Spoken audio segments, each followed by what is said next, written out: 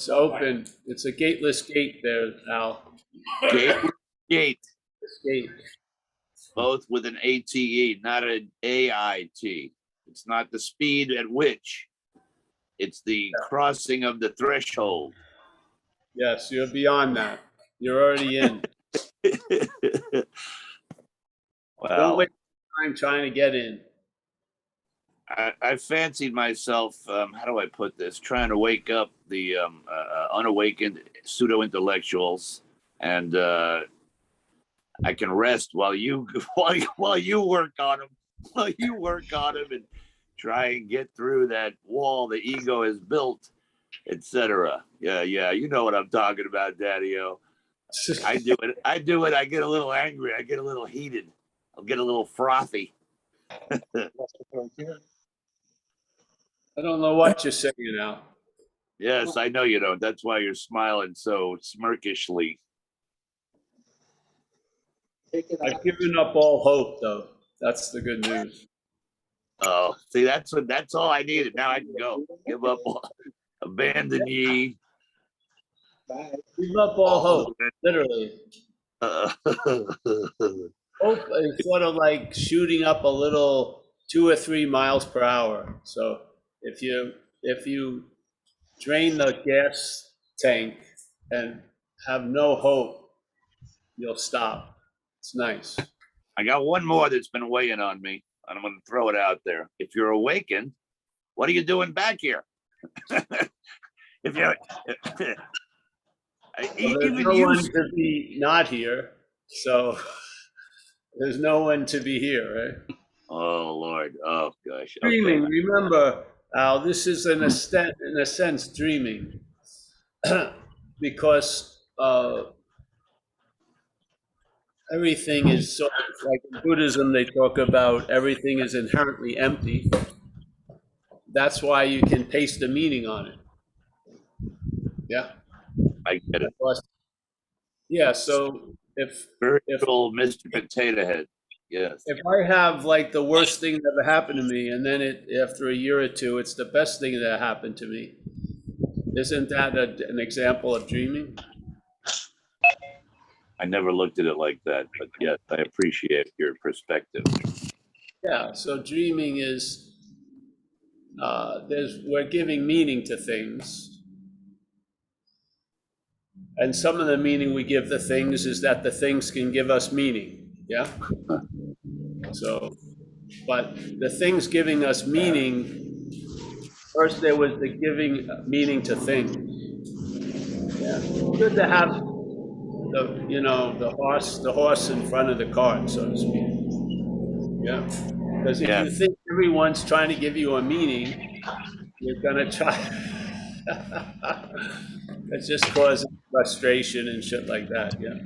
So, like if you want to gauge the past, if it was supposed to happen, it did. If it wasn't, it didn't. There you go. End of debate. Yeah. Yeah. So if I wouldn't have gone across that street, I wouldn't have got hit by the car. But I got hit by the car because I walked across that street. That's it. End of story.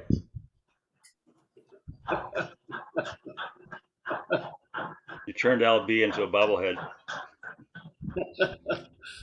I have a bobblehead. I have an action figure doll. Someone did. It's actually pretty cool. I have it on my nightstand now. I'm holding a big book of AA. It's just actually it's great. It's great. I'll have to bring it to a Zoom and show you. You know the action figure the guy made? We'll take a photo of it and do a share screen of it. Yeah, somebody in Encinitas did it, brought it to me when I was giving a talk. It's great. Like a little doll, but he sprayed the hair, put a AA big book in the hand, and had a lot of stuff on it, which was pretty, on the box. It was great. For the next meeting, I'll have it. I'll do a share screen with it. So all right, have you send me a picture. I'll take a picture of it when I get today, maybe.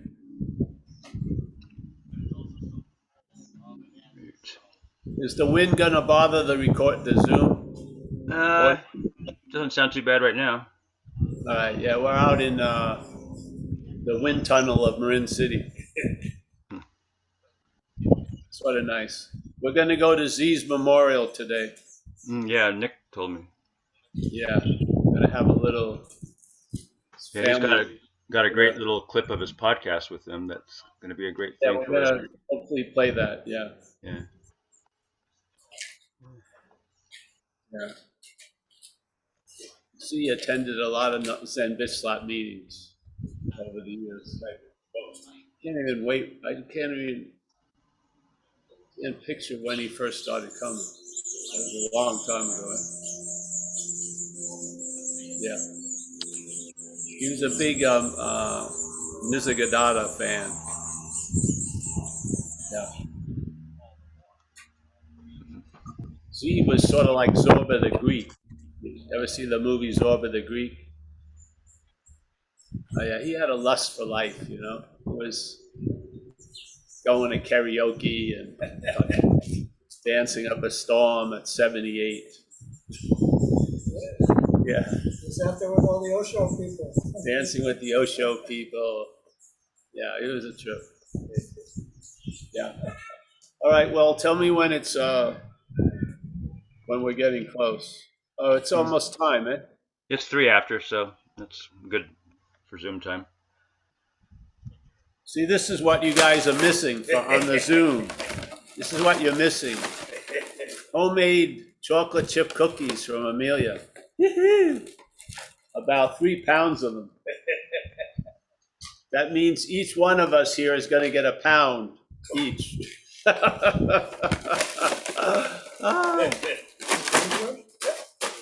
You always have to supplement a message that has nothing in it by bringing something. Either shirts or cookies or something. So. Oh, I see my friend Peter from Seattle there. Nice to see you, Peter.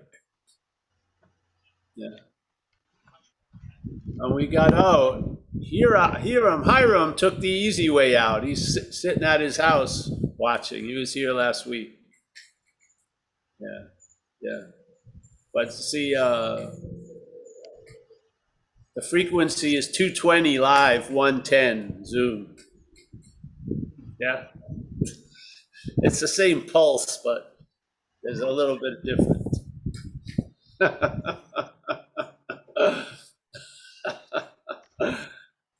Don't try to grind your coffee with it. All right, so anyone new here, Mike, today? Oh, good. John is raising his hand. Hi, John. And a John L. Nice to meet you, John L. Nice to meet you, Paul. How did you end up here? I've got some friends that are, listeners, and I just bought your Escape to Everywhere, so really resonates with me. So recommended by friends. Oh, great, great. Yeah. And you've already got 2 hands up for questions. Wow. They came with a question. All the while, Who's Topi? while being the answer, they came with a question. Oh, maybe they were just introducing themselves as new. Is that what it is? Oh, they introduced themselves as new. Who else is that? Pickle Sherry and was here Topi? last week. I remember Sherry, I think. Yeah, Sherry, she's listened for a while. Anyone else? Well, it doesn't matter. We're all new. Yeah. Well, Topi's hand is still up. Do you have a question, or are you introducing yourself? Hi, everyone. I just wanted to say hi. Been watching for a couple of months, discovered the Sheep and the Lion video on YouTube, and it hit hard. So it's been a pleasure following the satsang from the YouTube videos. But greetings from Finland. So I'm finally available to attend the meeting. So glad to be here. Good to meet you. Well, welcome. We had an old friend from Finland. I haven't seen him in a while. All right. Yes, the sheep and the lion, pretty much, that video was the beginning and end of my progression. Yeah. It brought an end to things, and then it progressed into talking. Really? Yeah. Maybe I'll just go. I love that one. That's the first video we ever did, Sheep and a Lion.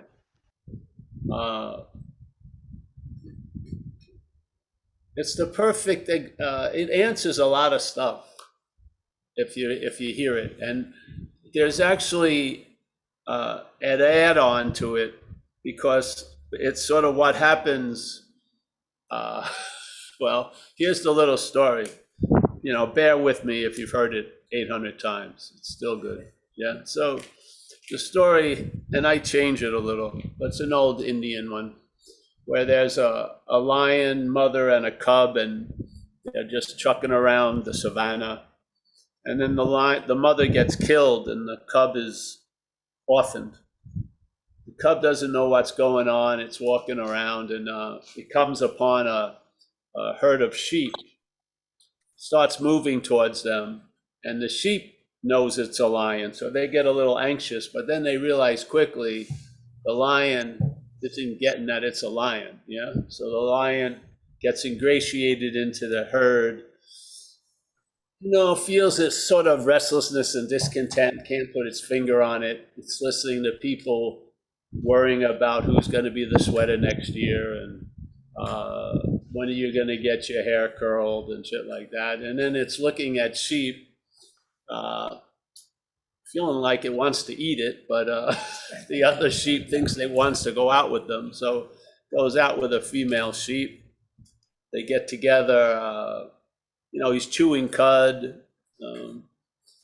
He has babies with the female sheep. They look strange, but hey, they rationalize it away. And then he goes up the ranks of sheephood. He becomes, because he's pretty big. Basically, he hasn't measured himself, but the other sheep can sort of see something.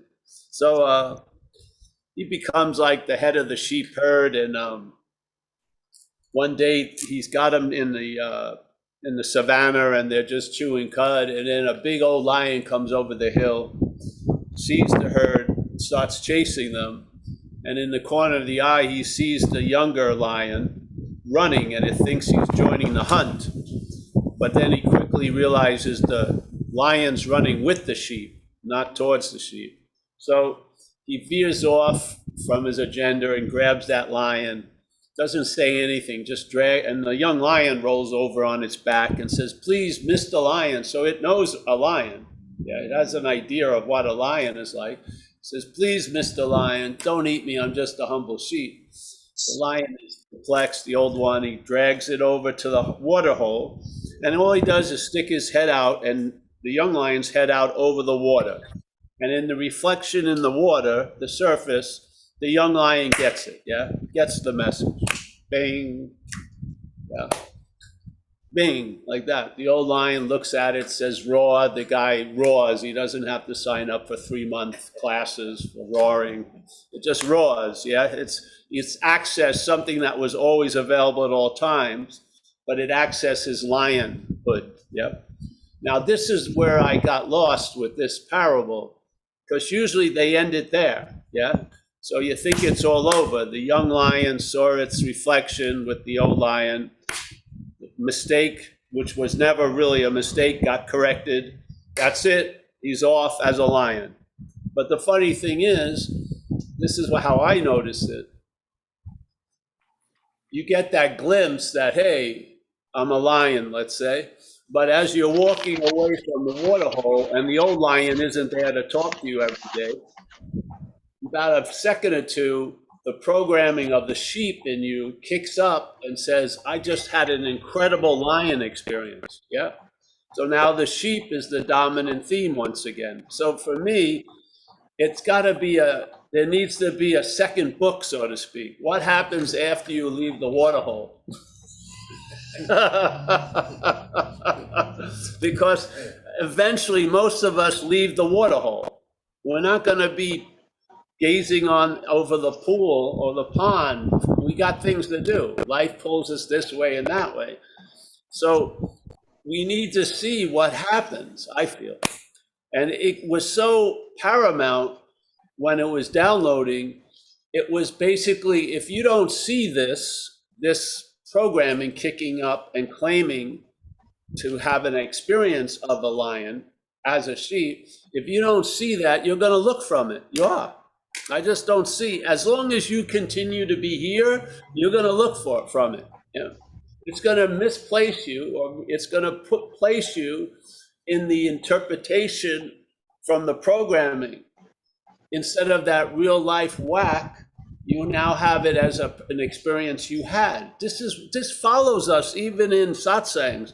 People want to be there to experience their absence. It's just that this is what keeps people coming back and getting more pissed off, because the only way as that sheep they can think of this message is getting it, because they're already something. They can't be it, but I can get it, and it's going to make me a better sheep, and maybe it will even lead to me becoming a non-sheep. But all the while, it's held only completely as a sheep. Yeah. And if you don't see it, you're looking from it. Yeah. Because that's what happened with me. I had those white light experiences in satsangs and stuff like that. And then I walked away, and slowly but surely, usually very quickly, without noticing, I took myself to be the glove, maybe out of habit, you know. So suddenly I'm the hand, and it's exposed and it's revealed. Wow. And then I'm up the glove again, and now I'm living from the glove, searching to have another experience of being the hand, all the while being the hand. This is what flips you out. Because Raman, another one of his stories with the necklace and the thing, he takes a paragraph before that story to explain that which we are is always realized. Always realized. You don't come to a realization of it. Yeah? It's always realized. So basically, there's no beginning or end. There was no point. It wasn't so. Yeah. So now we come to here, maybe, but usually what occurs is something is revealed, and then the system overwhelms it once again. And now, once again, you're searching like you were doing before, but on, let's say, a more subtle or sophisticated level. Now you're searching to be a non-seeker, yeah, a non-doer. It's the same, but you're doing the opposite. So it's still duality. It's still duality, which is the whole point of non-duality, is negating both. You're neither the doer nor non-doer. Yeah, there's no one there.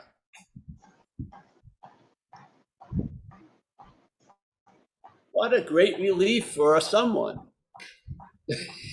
is to be at the effect of there's no one here. That's what brings the lightness to the situation. I should have wore the shirt. Keep forgetting, you know, it's hopeless, but not serious. It's completely hopeless, but it's not serious. What? How could it be hopeless and be not serious? That's the beauty of this seamlessness of this message. You can't get it. Hallelujah. Yeah. You're never gonna get it. Great. What a relief. Yeah. Right. So you can what? Maybe you'll be available to Saturday, because you're not using Saturday as a stepping stone to the stairway to heaven. You're just Saturday. It's just here. Everything Put your is pillow there. Turn that off or turn it down. Yeah. And put out your safety seat. Put on my safety seat. My safety belt. I lost that a long time ago. The seat belt got ripped off a long time ago. They don't give me any sharp objects either. We don't have.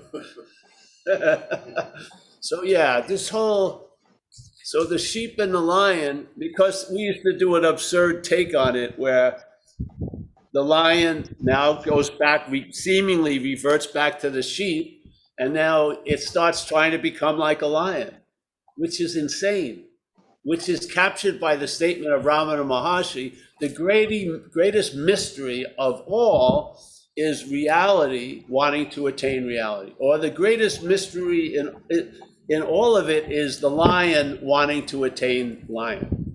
Yeah, isn't that the assumption? That's the pointing. The pointing is the seeker and the sought. Seeker is the sought. Yeah, how much time is left in that? It's just compressed into now. All the here and now that the head loves to add miles to and shit like that. Yeah, all the here and now just gets compressed. The seeker is the sought. Basically, end of the story. Yeah. That's the presentation of non-duality. If you don't like it, that's fine. You know, you may be looking to find something, and there's places that you can find shit. So it behooves us, if you have a strong conviction, of course, there's no one there to have the conviction, but all I can do is be loyal to the private bakery. Yeah, something has come through, and I'm loyal to that. Yeah, people may have a mackerel, you know, with 8 fins and shit. We just have cod. Yeah, if there was an 8-fin mackerel, it would swim faster to the goal. Yeah, but this is cod. Simple as that. Yeah, the message simple. What's looking is what you're looking for. Seeker is the sought. And because of that, you can't use the Buddha to seek the Buddha. There is an explanation. It's before it. Before the statement, you can't use the Buddha to seek the Buddha. Before that statement is, you're the Buddha. That's why you can't use the Buddha to seek the Buddha. Yeah. As Paul, you can use Buddhism to seek the Buddha, and it will hopefully fail you quickly. And then you'll realize through Buddhism, yeah, that you're the Buddha, but not the way you thought. Through the failing of Buddhism, through the failing of trying to become the Buddha, after you've blamed yourself for years, or the teachers, or whatever, you finally came to the recognition you can't succeed there. That's the beauty of everything. The beauty of all these practices and paths are to fail you, so that there's a realization you are that which you're taking the path to arrive at. Yeah, that's the whole point. Then maybe your action figure goes on paths, but now you'll travel much lighter as a Buddhist practitioner. You'll travel much lighter as whatever. Yeah. Because the whole meaning and all the importance that's laid on it, which is just forms of obsession with self, I feel, yeah, lifts, and you're just here because you can't be anywhere else. It's not like I did a decathlon to be able to arrive here. The only thing that makes me super clear I'm here is I can't be anywhere else. That's what everything brought me to. Wanting to try to get into the moment did not bring me into the moment. Nothing brought me into the moment because I'd never been out of the moment. Nothing brought me into the moment because I've never been out of a moment.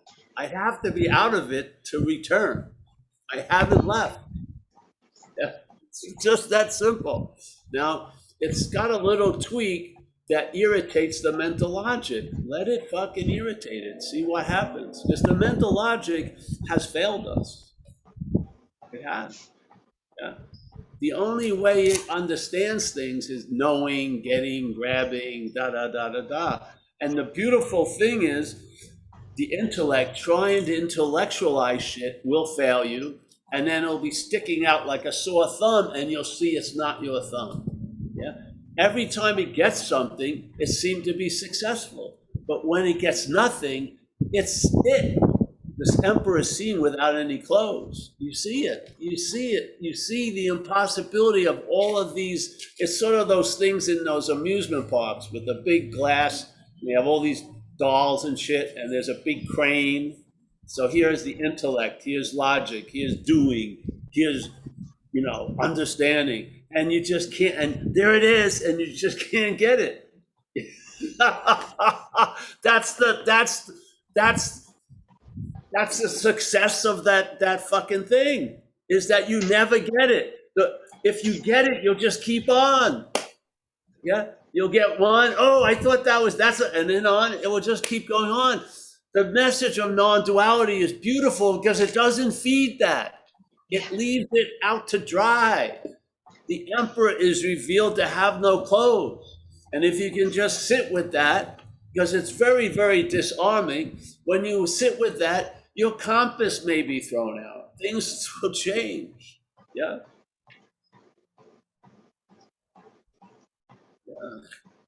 I mean, I used to go across the world to attempt to see the beauty I see in my backyard now. I don't have to go anywhere. Everything is profoundly, unbelievably gorgeous, you know? Every once in a while, just to convince ourselves, we drive to Santa Cruz.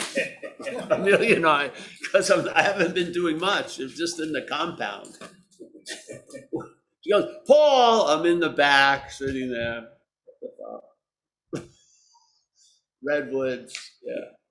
I'm lucky. I have the luxury to be retired, and I act as if I've been retired.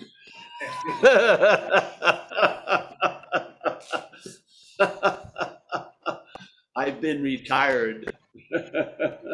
So yeah, that's why we hear. I mean,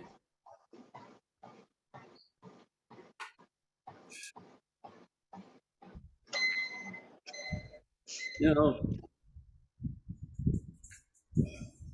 this works because it doesn't work.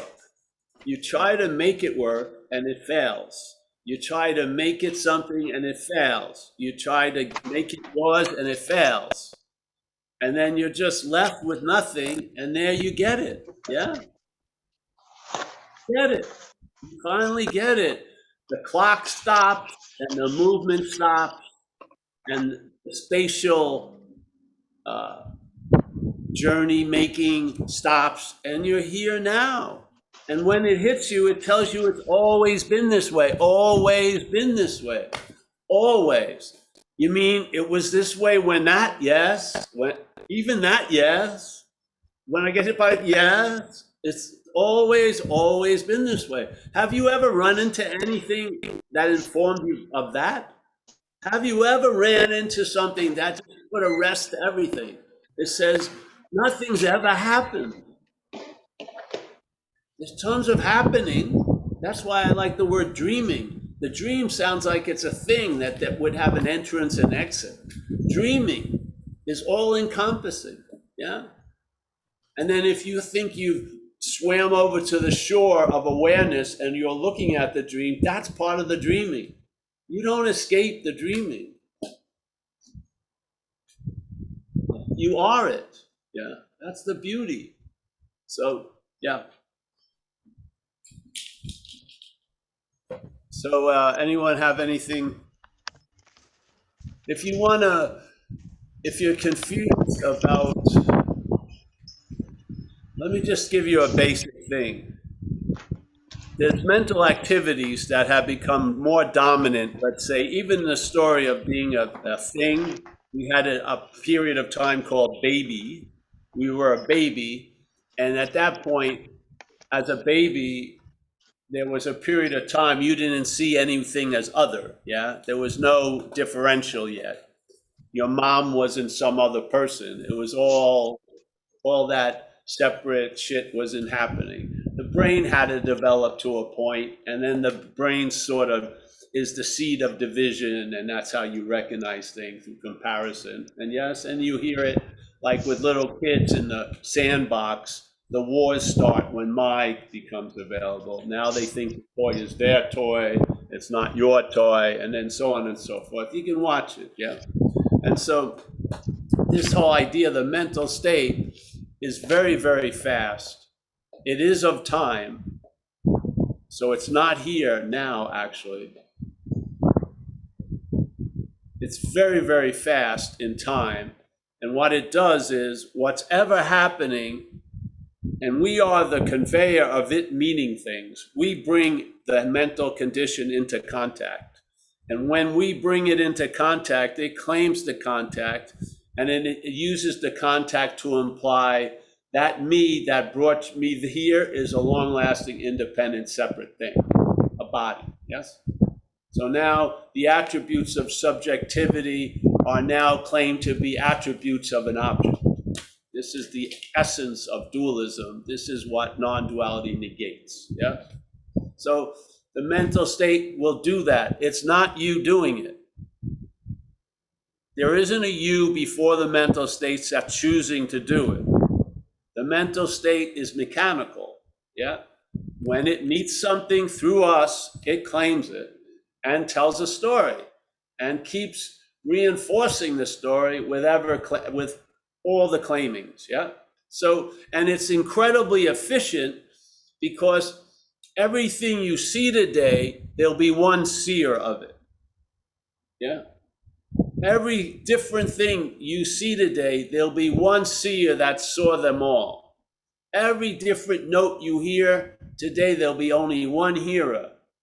Yeah. Every feeling, one feeler. Yes. So there's tons of feelings, hearings, thinking, smelling going on all day.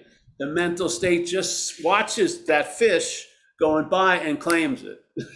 It just puts a tail on it, or like a brand on a cow. And now these are my feelings, these are my actions, these are my thoughts, these are my this, these are my aspirations, these are my depressions, on and on. Yeah. And so it's funny unless it ain't funny. It's funny because so that comes after. Ramana says it beautifully. I feel like he implies this with the presupposing of a non-existent thing being existing and then wanting to get salvation for that non-existent thing. Your spiritual practices themselves are reinforcing the non-existent thing. How can they destroy it? So that which comes after, which is the idea of you as the doer, the thinker, the feeler, is now put to be before everything. Yeah. So now when you feel something, you feel like you're a historical feeler. Yeah. That feeling is new, but the feeler ain't. The seeing is new, the seer ain't. The hearing is new, but the hearer ain't. Yeah. The hearer is given a historical sense. So you believe after this seeing is done, you're still the seer.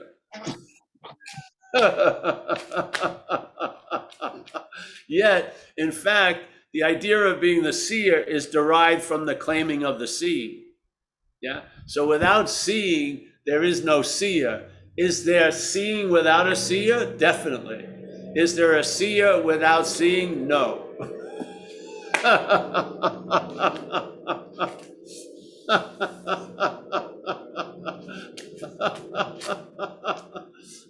All right, I'm going to put all my money on the seer. Okay.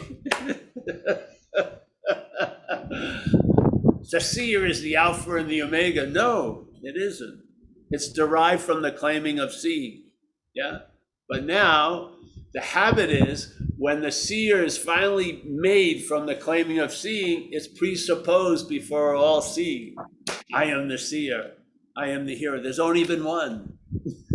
There's only been Paul, who's seen everything that's all the seeing that's happened through this camera. Paul is the seer of it.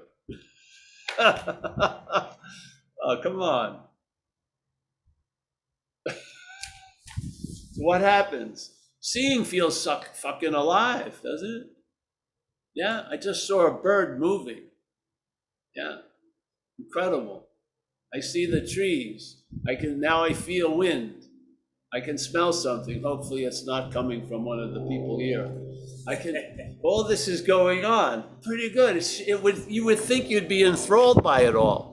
But no, because what neuters the flavor of it is the seer. The hear, oh, I felt this. I've heard this fucking message. Da da da da da da. Yes? It's insane. It's like living from the cart, being put in front of the horse. The cart can't go shit anywhere without the horse. The cart is immobile without the horse. Yet it acts as if the horsing is just an attribute the cart is using. Yeah.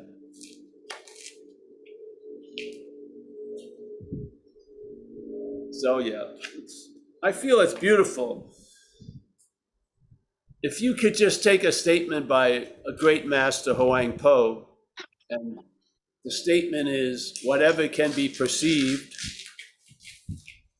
cannot be perceiving. And then just go and listen to the head now or later. And listen to the head. The head's whole story is the opposite. It says that which is perceiving is the perceived. Yeah. Paul, this is seeing. Yeah. And even when I say Paul as spirit, it's held as this. So it's this. Yeah. And when you dream at night, you're not dreaming of spirits usually, you're dreaming of bodies. Yeah. Even though a lot of times you don't see yours, everything else you see is of bodies. Yeah. You just assume it's you, but you never see you sometimes in the dreaming at night. But it's just assumed. This is the same in the day. Yeah. The idea of being there when we're not, like a great guy, Douglas Harding, put out a very beautiful, simple book on having no head. And he had this revelation where he just looked up and he couldn't see his head. So he got on this riff. It was pretty good. That how can I validate that there's actually a head? I can't. I see the legs and shit. So he would, and then just like goes into space. It doesn't stop here. Yeah. So he said on having no head, and that was his sort of liberating point. Yeah. So at night you're dreaming like crazy, and there's just an assumption that you're a body, but you're not usually seeing you, are you? I was seeing a lot of people last night that didn't have the name Paul. They were all playing roles, yeah, but they weren't. But there's the one, yeah, the assumption in the seeing is Paul's, oh, it's a given. You don't even have to have him in the shot. It's Paul's there. Well, exactly. This is what's happening. The moment-to-moment shot, there's no Paul. It's just assumed. He's there somewhere. But there's no Paul in the picture. It's just assumed. Yeah. So what has to be forgotten? The picture for Paul to be remembered. Jesus. So yeah, anyone have anything to say today? Questions or anyone? Anybody want to put their hands up? Do you understand what we're trying to do here? Because then, please tell me then. No. The whole point is the message is clear, but if there's one step taken towards it, it goes off. Yeah. You got to really look at what thinks it's hearing the message. The message is fine, but what's the reaction to the message? When there's a hearing of the message, isn't there a produced idea of being the hearer of the message? This is what has value, because you are already what you're looking for. That period of trying to find it's over. If there was any moment that you needed to seek, it's been done a while ago. Yeah, you are that.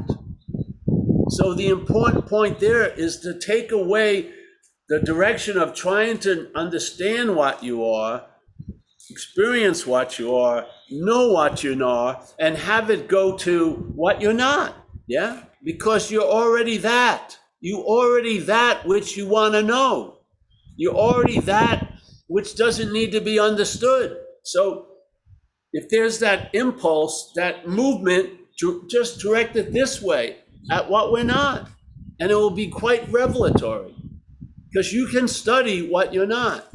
And the study will be only to a point where there's a critical mass or something happens, and then studying is put down. Same thing with understanding. The understanding is mostly about misunderstandings, really. You see the misunderstandings. You don't need an understanding on this. You are it. Unless you believe that understanding you have moment to moment is something that you already have, I don't see it that way. I feel like understanding is readily given every moment. Yeah. To have an understanding would be an extra weight. Not to rely on anything is the true reliance. Yeah? Not to rely on anything. You're just suspended. Yeah? Maybe you think you got hands and you've got to grab something, but there'll be that moment where you can't grab anything, you'll realize they're wings. Yeah? It's just what you believed isn't true. Yeah? What's withholding you, what's keeping you a little bit whatever, isn't true. Yeah? When? Now? Where? Here. So satsang is here to reinforce this simple idea. Yeah. Disarm, and then the movement, oh, gotta get ready. No, disarm. Just keep disarming until you get in the habit of it. Yeah. Every time you hear a relax call and you think it's a clarion to greater things, just cut it right at the fucking ankles and just disarm. Disarm. You're not gonna get it. Great. Thank God, saved me a lot of time and trouble. Yeah. You don't have to even, I never say I am it, never. I just saw what I'm not. There's no need to say I am it. You are it. It's redundant in a way. Yeah? Yeah. And then time just goes along. I don't know, my life has got this dream, as they say in the Course in Miracles, in this case, has gotten a lot happier without much effort or thought. Yeah. So I guess it must be getting closer to the end because it says the dream will get happier and, it's not infinitely going to go on and on. So it's getting happy. So I don't like the word happy. I mean, I would say like luscious contentment. It's very flavorful contentment. It is. Yeah. So, hey, anyone, Mike, now? Yeah, although I gotta say, I like your upping bliss to luscious contentment. Yeah, luscious contentment. Yeah. Boaz and Mikkel have their hands up. You want to go ahead, Boaz? Who? Yeah, Boaz. Can you It's hear Boaz. Bob? Oh, you hear Yes, me? I can hear him. Yeah, we're having a question here. Yes, I can hear you. I can't see you yet. Never mind. Oh, there. Oh, never mind. Great. Okay. Hi. That's the kind of questions I love. No, never mind about the question is still here. Never mind about not seeing me. Oh, all right. I don't know if the question is still here, but anyway, I want to say something about being convinced, because I hear you and something there is in agreement with every word, but still, and it's been in agreement with, with the similar words for many, many years. And you speak a lot about the being convinced. And I think, or I feel, that what I really am doesn't need any convincing, doesn't have nothing to do with any convincing. And the mental process cannot be convinced, at least my mental process, Yeah. which is very stubborn one. And so how can you even speak about being convinced? Being convinced. So that's something we use in recovery a lot. So how I speak about it right now is that which can't be convinced. Yes? The being is convinced. It's a play of words, but the being is convinced of being. Yeah? That which the head can never be convinced of, you're being convinced right now. Being convinced now, present tense condition.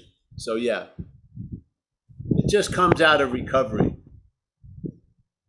One of the requirements to come to a clear conclusion is being convinced, and then there's many things that comes after that. One of them is any life run on self-will can hardly be a success. Being convinced of that, being convinced. And so what happens is the action figure is brought to a point, and that which is convinced is not of the action figure. Yes? Yes. So, because you've realized the action figure can be convinced and unconvinced in 5 minutes, yes? Because it's dualistic. But that which is being convinced, it's a done deal. Yeah? Yeah. So, it's just a little play of words. Yeah, but you know, I think that my obsessive reading for the last 25 or 30 years is, I think, one of the reasons for this obsession is try to being convinced. So I read the words of people that I feel that are convinced. That's how it pictured to me, and that's the reason I read. That's the reason. Yeah, and In recovery, we have a statement sort of about the spirit or whatever, the fact, the absoluteness, which is the innermost, yeah? Not of, obviously, it has a dualistic, it's basically saying it's not the outermost or the outer least, it's the innermost, yeah? So that doesn't capture it well, it just puts it into contrast with the other thing, yeah? So the innermost. So that innermost is where the convincing comes, because it's being convinced doesn't mean it was unconvinced and had to go through a process to be convinced. It's being convinced in and of itself all the time, just like always realized is like being convinced, yeah? So if it's always realized, you're always in the state of being convinced. Of what? I'm not that, yeah? So here it has a value. It's used to see what you're not. And there's a point where something galvanizes and it's sort of over. Yeah, even though the play continues and the shit still happens, the air's been taken out of it. Yeah, yeah. And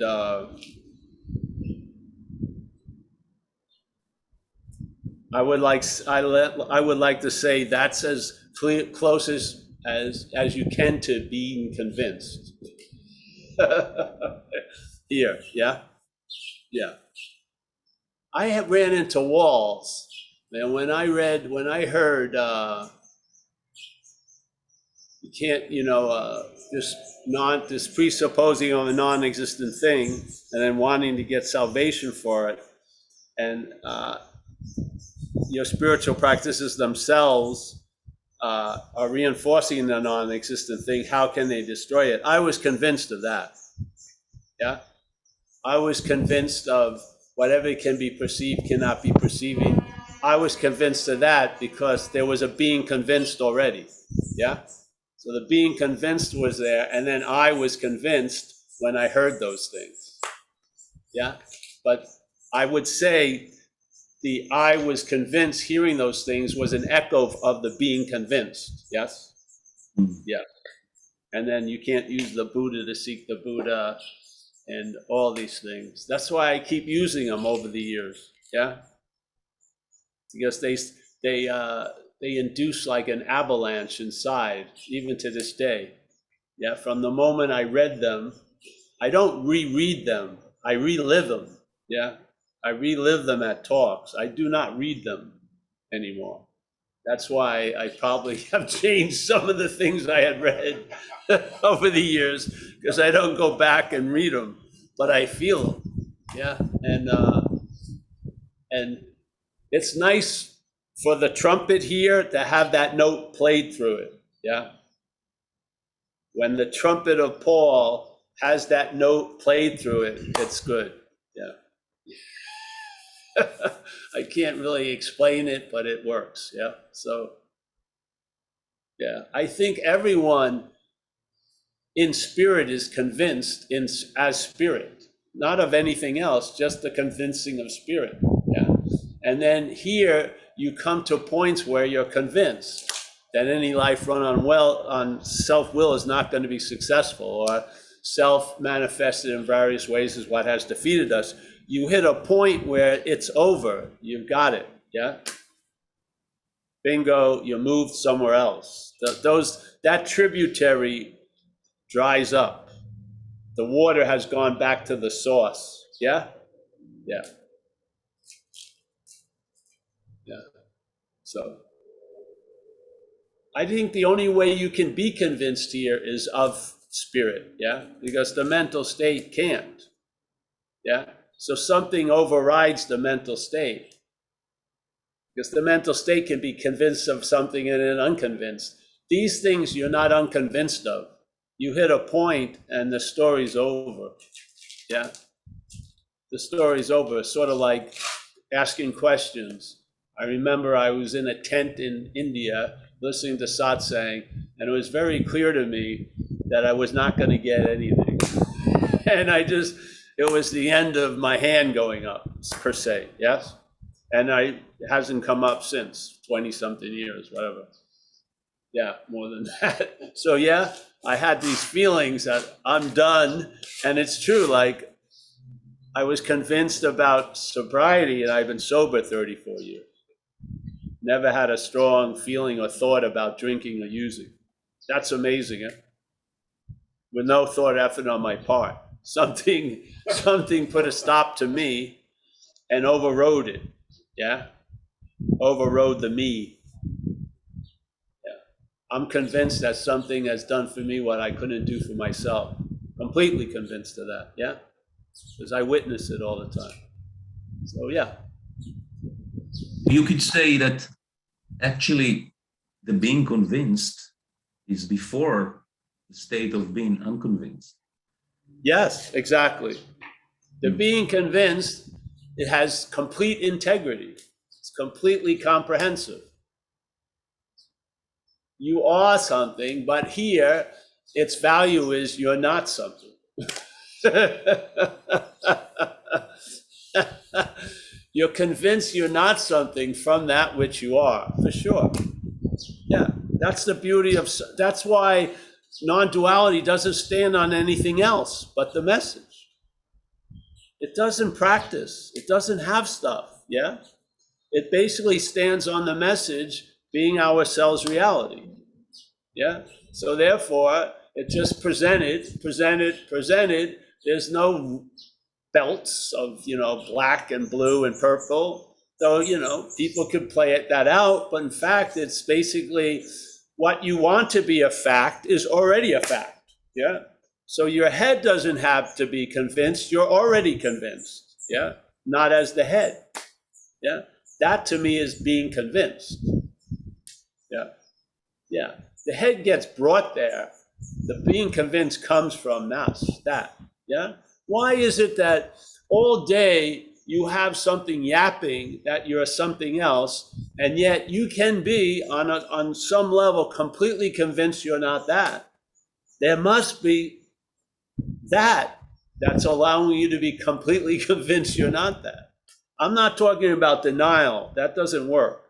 Yeah. I'm talking about a clear negation that, yeah. Now, does the action figure act as if it's afraid? Yes. Does that mean I'm acting as if I'm afraid? No. Yeah. The action figure would like to have a seat on this cushion, a cushion on this seat. Do I need a cushion on the seat? No. Yeah. So you can be clear. It's not like the action figure doesn't want a cushion. It's always seeking fucking physical relief. So, it's not like I can't show any need for physical relief because I'm supposed to be a non-thing. No, you get to, yeah. You can't teach it. If the cards fall a certain way and then you learn like it's, when in Rome, you do as the Romans do. Are you from Rome? No, you're in Rome. But if you do what the Romans do, you're from Rome. No, it doesn't mean that at all. It says you're in Rome.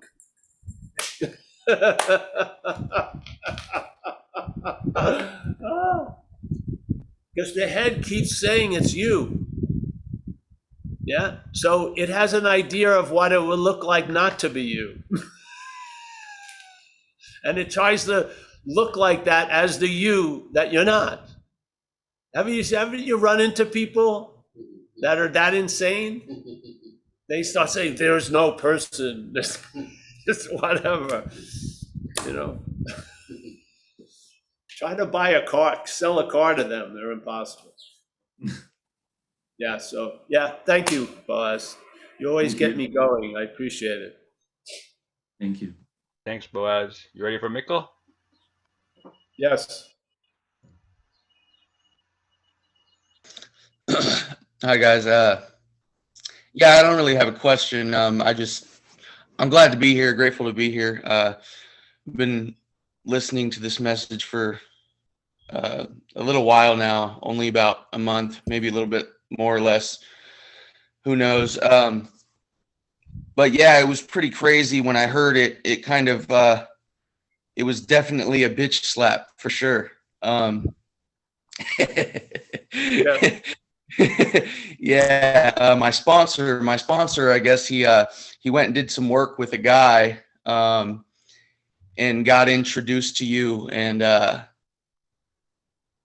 forget what the first sayings were or whatever. Oh, it was that we've never been in self, Yes. and I saw it clear as day, and it at first it was amazing. And then for about 2 or 3 days, and I'm sure you've heard of the dark night of the soul or whatever. For about 2 or 3 days, as the action figure, it was very hopeless because there was nothing left to look for, as the action figure. And I was like, man, this is screwed, But and then I saw that was the action figure that was hopeless, and that I wasn't that. And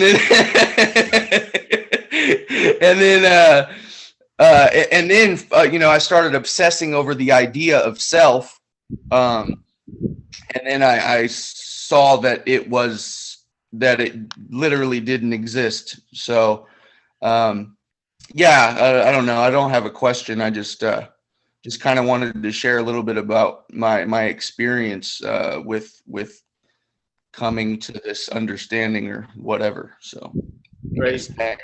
yeah, You did that well. Thank you. Yeah. Again, there may be a dark night of the soul, but you're not having it, which is nice. Yeah, this is the beauty is it's not denying what's going on. It's negating the idea that there's a someone before it all. That's all. Yeah. That allows a traveling lighter with what's ever going on.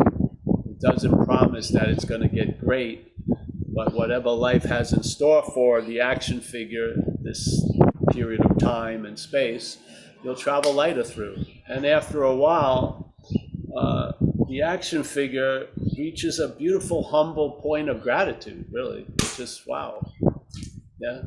It's very clear that something is bringing about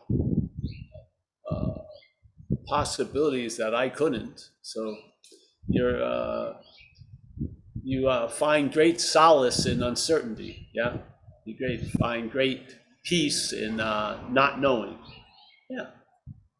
Yeah. Things can run their course, man. Some of this finite stuff runs out. Just, if you looked at it, you would see the expiration date probably was well past. Yeah. You're drinking stale Kool-Aid. So, yeah, the horse is dead. That's the reason why you're not going anywhere. So you get off the horse and see what happens. Yeah. Thank you, Mikhail. I'm happy that you showed up. Yeah, Mikkel. And Mark W. has his hand up. Hey, Paul. Hey, everybody. So, I played this carrot and stick game of spiritual progress for a long time, like 25 plus years. And it goes like this, you know, right here, right now, I'm not okay. But if I work hard enough and long enough, one day in the future, I'll be okay. You know, one more round through the steps, one more prayer, one more therapy session, book, teacher, etc. And a few years ago, I stumbled upon this, and my first introduction to it was something called the Three Principles, which is, it's kind of like non-duality expressed as a psychological paradigm. But anyway, so it hit me like a sledgehammer, and I've been looking in this direction ever since. And I've came to the point where I just kind of gave up the search, abandoned the search, gave up the seeking. And then there was this hilarious punchline waiting for me that there was actually never anything wrong with me or the world. I just thought there was. But what I sort of wanted to ask you about, so I belong to a recovery community, no longer a 12-step community. It's recovery Dharma. I was involved in 12-step fellowship for a long time. It's no longer for me. I don't have contempt prior to investigation. It's just not for me.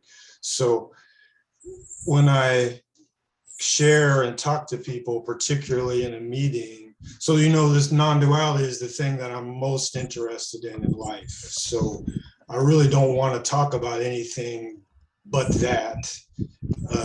It's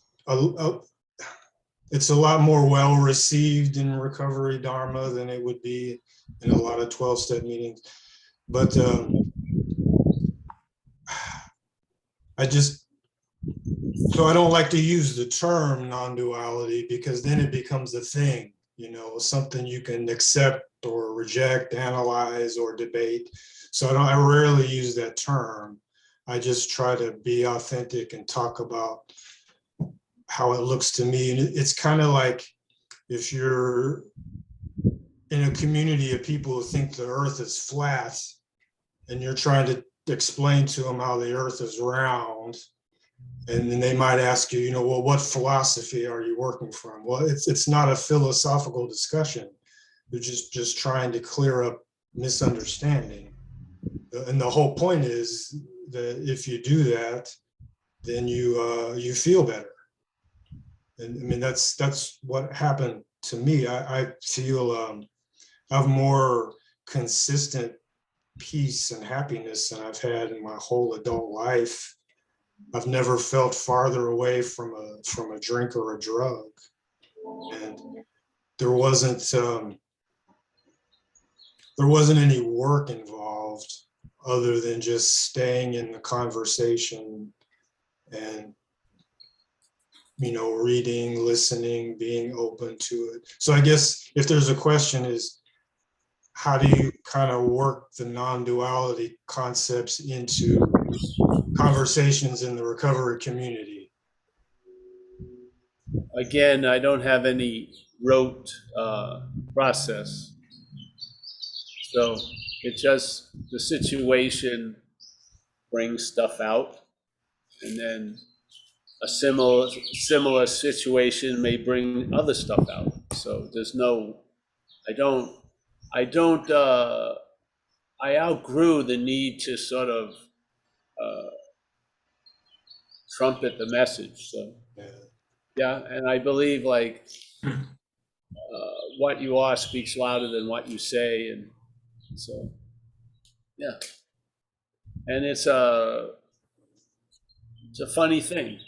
I can say something at a meeting and people love it, and I tell them go see zenbitchslap.com. I never see them again. Yeah. So they hear it in one venue, they love it. When they see it comes from something else, or they think it is, it's like, puts a kibosh on it. It's just a mental activity. I'm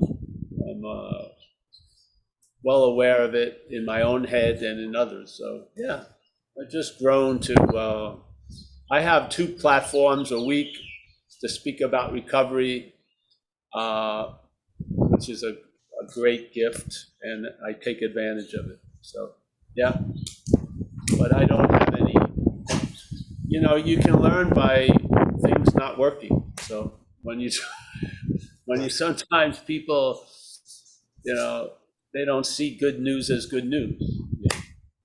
Yeah.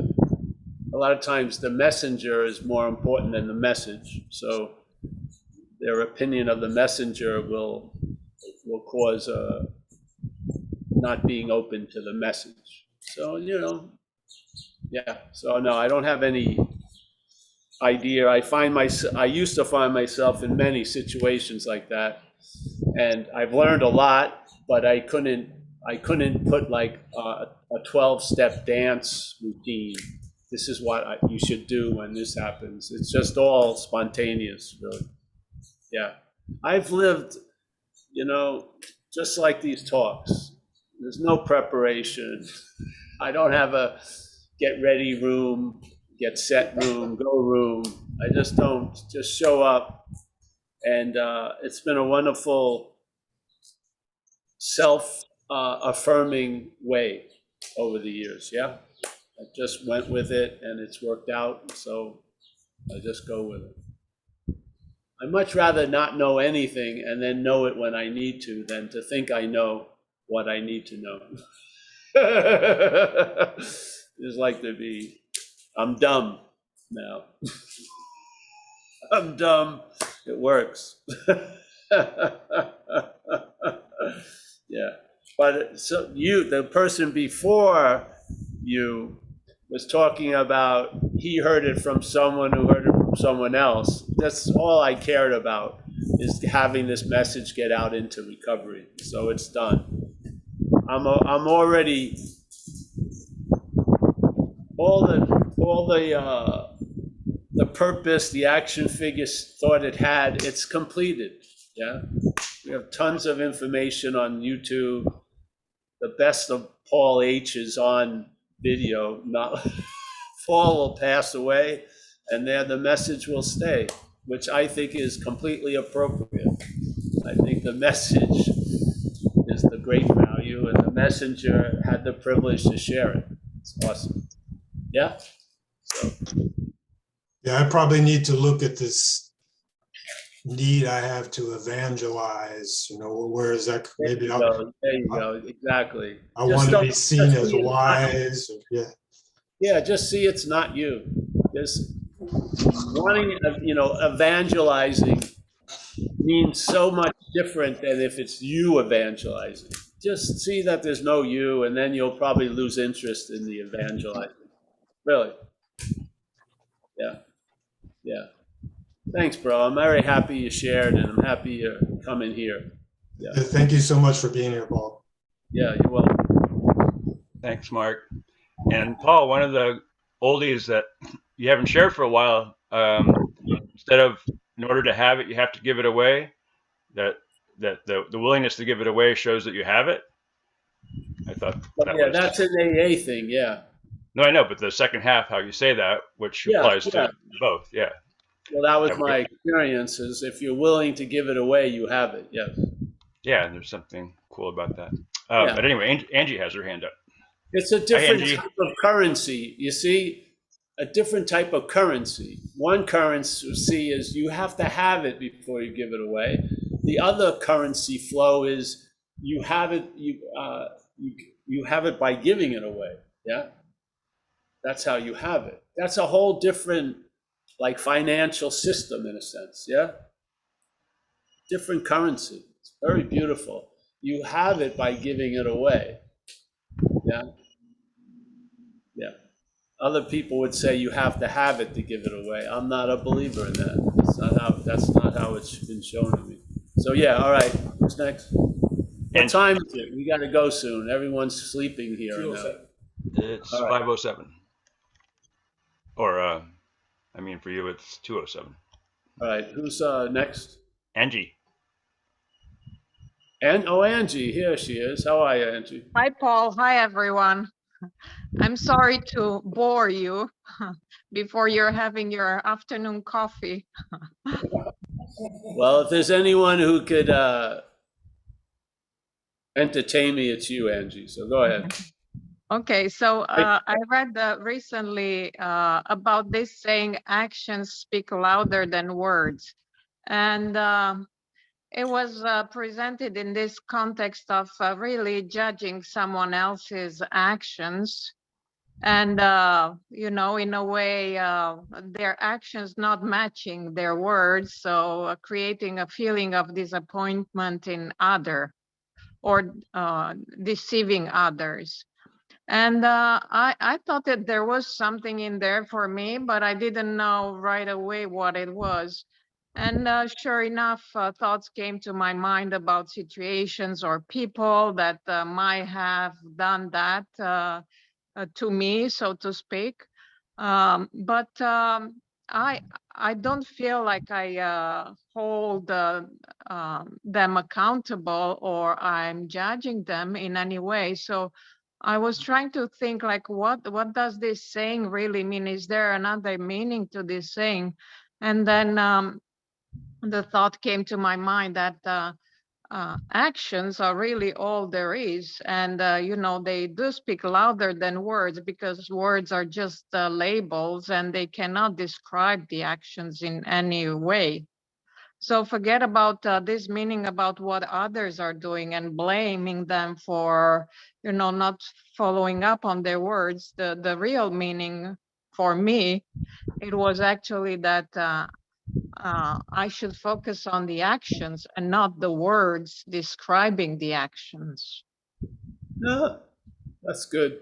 So have you run into I'm gonna this? start Or have reading milk cartons like a scripture now. That's going to be great. I'm going to send you a Cracker Jack box. So I was just wondering if you thought about this saying, or if you came, you know, if Yeah, there ever was. I liked where you went with it, but well, in the life of an addict, you definitely actions speak louder than words because I'll say almost anything. But are you referring to yourself, or are you referring As to in, no, that the blame old action assigned to figure. others? The old action figure, not to others, no. But No. others also, of course. I mean, I'm having, when someone's taken over, like one of my nephews has gone back out. He's now in his 4th day of rehab. I mean, all I got was words from him. Yeah, there was no actions. So, oh yeah, I'm going to start getting sober next week, and you know, on and on. And I've heard it over and over again from people because a lot of times people are in a state of powerlessness. Something has them, and they're basically being used for transportation. So their words have very little weight at that point. Yes? So I've had an experience that actions speak louder than words. And then the way you were talking about it, yes, that's quite nice. Yeah. Yeah, because I was trying to think whether there's still work in there for me to do, whether I still hold other people accountable or not. Well, there may be a holding of other people accountable, but it's not you. So this is the whole point. There's all this shit that we notice, but then it's used to imply there's a you that's noticing it, and there's a you that's doing it, and there's a you that needs to stop doing it. This is how the mental something geometrically progresses, you know? It just balloons like a mushroom cloud. And you want to just bring it to the root. Yes. There's judgment of others. Is it me judging others? No. It's just because if it's you judging others, it's going to hold, it's going to be a myopic shrinking. Yes, to me, it's obsession with this idea of being the one. Yeah. So, yes, become clear about all these things going on, but don't let it tag you. Yes. Yeah. And then there's a lightness that comes about concerning judging. Yes. There's no lightness concerning judging that the judger is going to find. The lightness concerning judging is you're not the judger. It's just that simple. There's a direction there. That direction is seamless in the message of non-duality. That direction that's revealed right there is seamless. That's how it goes. Yeah? You don't get out of the judging, you get out of the judger, in a sense. Yeah? And then the meaning that's given to judging changes completely. Completely. Because it's all streaming through the idea of being the judger. Yeah? So you see it, but then you don't see how it's being used, yes? To Yes. hook up the judger. So really, there's nothing to do to dismiss the judger. Is basically just to let the judging pass away. Well, it will. You don't have to let it. Yeah. Because you'll be judging, there'll be a just- judging of something else in 30 seconds. So Yeah. there'd be a giant judging traffic jam. So the next judging pushes the other judging off the side of the road. It's just, that's what the head's doing all day. It's judging. It judges distance, yes? It judges a lot of shit. When you're driving, you're judging distance. When you make a move to cut someone off to get into a lane, there's a judgment there, yeah? It's judging constantly. This idea of I'm gonna stop judging is a judgment in and of itself. You can't get out of you can't get out of it, yeah? This is the wall that all self-help runs into sooner or later. Yeah, or the thing of studying. You can study everything, but you can't study the studying. What's studying never comes under the glass. Yeah, you're never before that. Yeah, so what we are is behind the camera. What we're not is before the camera, and it's destined to stay. Yeah, on that side of the camera. It's destined to stay there. It's never behind the camera. Yeah, we are. What we are. The judger is before the camera. It's there, on that side, yes? The feeler there, the seer there, the hearer. The seeing, that which is seeing is behind the camera. Yeah?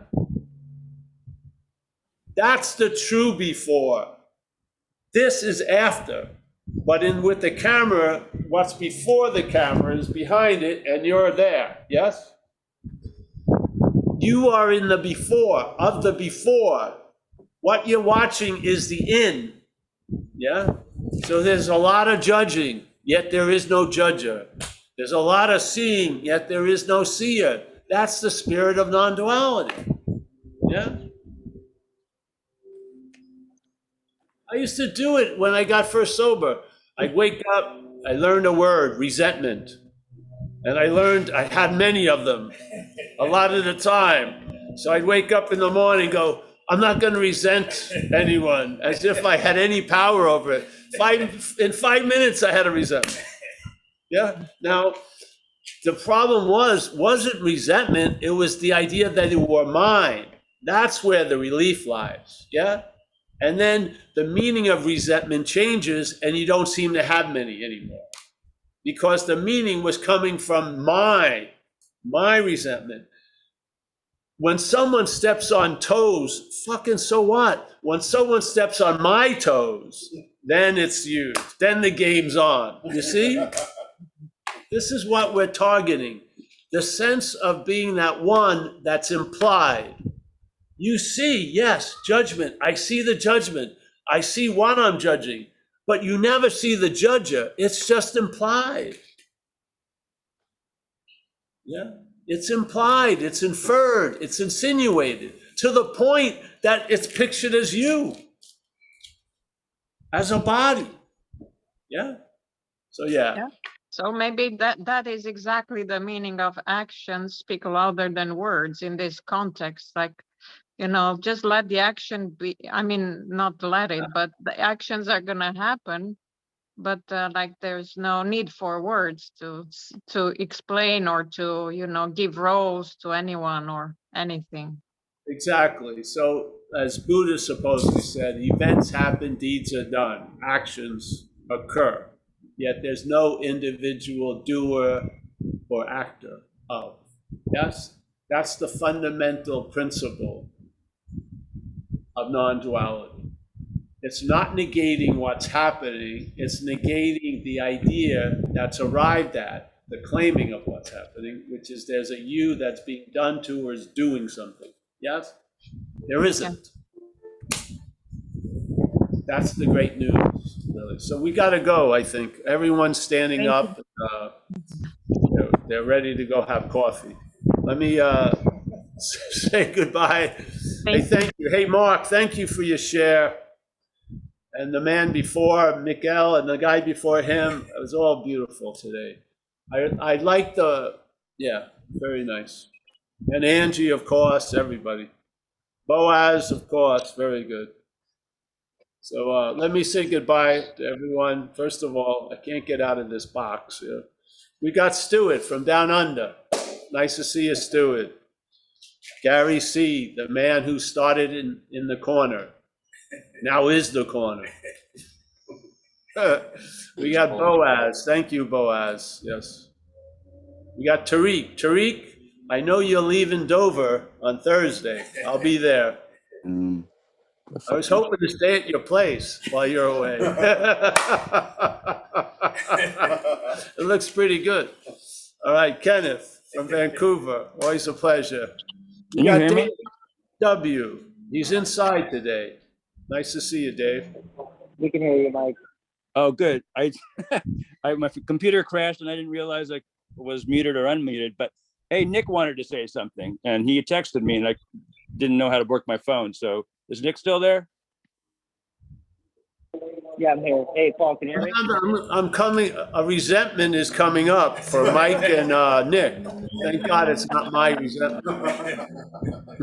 I'm gonna heal your resentment, Paul. I got what's probably gonna be your favorite question of the day. Of the day, all right.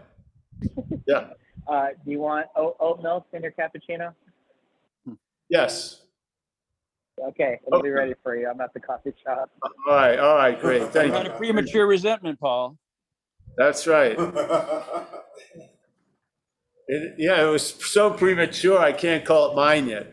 I didn't give birth to it. I can't call it mine yet. I didn't give birth to it. Shit. Stop it. All right, so it's cooling off. Wow. Hey, I'm Mike, sorry. I'm trying to get rid of it. There, is it gone? Oh, the audio, the infinite audio. That's all. All better. We have Sherry. I'm happy to meet Sherry. Always happy he came back. Taj, as always. There he is. We got Mike, who I almost had a resentment towards. Yeah. We got a phone number. We got Leah. There she is. Leah.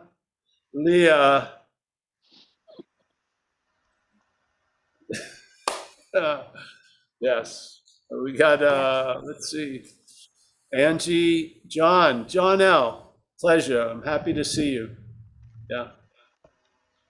We got Chris. Oh, Chris, an old friend. There he is. Nice to see you, Chris.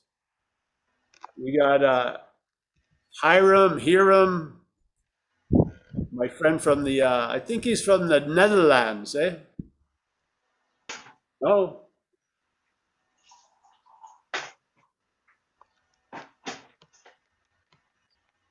Where you from, Hiram?